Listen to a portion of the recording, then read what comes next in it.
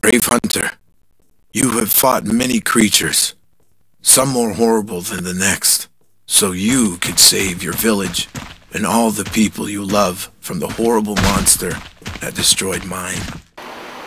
Otsi, Rise of the Kanien'keha Legends, is a video game mod that tells the story of a hunter who has to save his village from a terrible monster. In his travels, he meets creatures and critters from many different Mohawk legends. Otsi as a project began about 10 years ago, actually, in a conversation with another woman named Celia Pierce, who studies digital technologies, especially games. She's been very interested in how people can modify games and use them to tell their own stories. She saw me giving a talk, and afterwards she came up to me and said, "How would you like to see Aboriginal people in some of those games?" And I said, "That would be great." And the other person who's been part of the conversation is Jason Lewis, who's the co-director of Aboriginal Territories in Cyberspace. And together the three of us kept talking and waited until we found the right opportunity, which came in the form of a very large grant. And this grant enabled us to run the workshop called Skins, which we ran at Kahnawake Survival School. And that workshop was to teach Aboriginal youth how to tell stories in the new medium of video games. We started at the Kahnawake Survival School, KSS.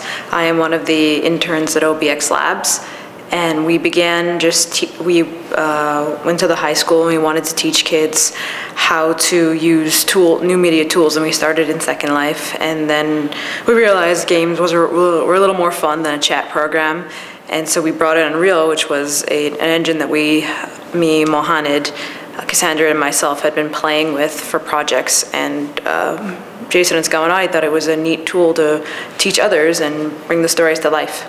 We use programs like Blender for asset creation, UDK, Unreal Development Kit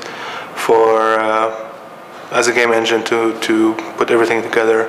We used Photoshop for texturing and a bunch of other small programs to help with the pipeline.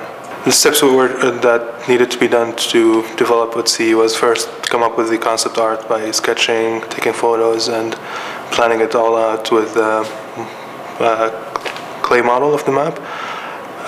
Then we started creating the assets in Blender, texturing them in Photoshop, then taking them into Unreal, where we started the actual level design, putting everything where it's supposed to be, and starting programming all the interactions that happened. We had game designers come in, talk about how level design could really affect the fun of a game. There was Steven Satterson, a comic book artist. He came in and talked about character design and atmosphere and all art as a Native American artist himself. There was also Mathieu Lamarche. He's a level designer at Ubisoft. He came in and talked about level design and the principle of that.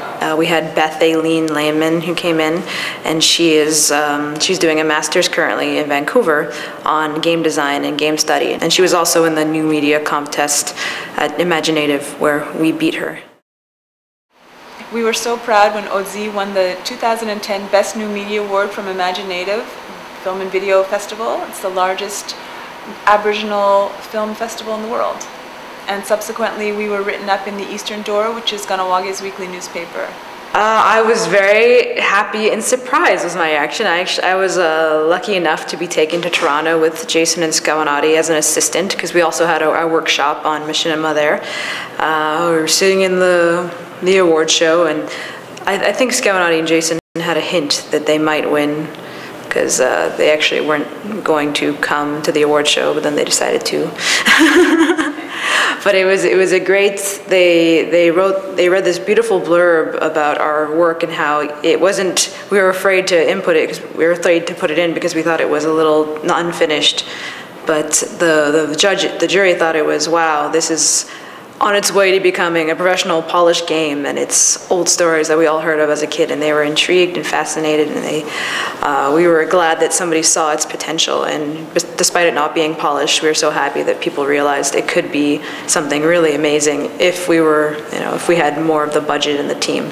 But that was the point for us. I would love if Otsi could finish the way the kids originally saw it. They saw this giant map with over 10 mythical beings, 10 types of mythical beings coming in different ways of fighting them, many different weapons, all these things. That's a little complicated to do, especially with our time and budget.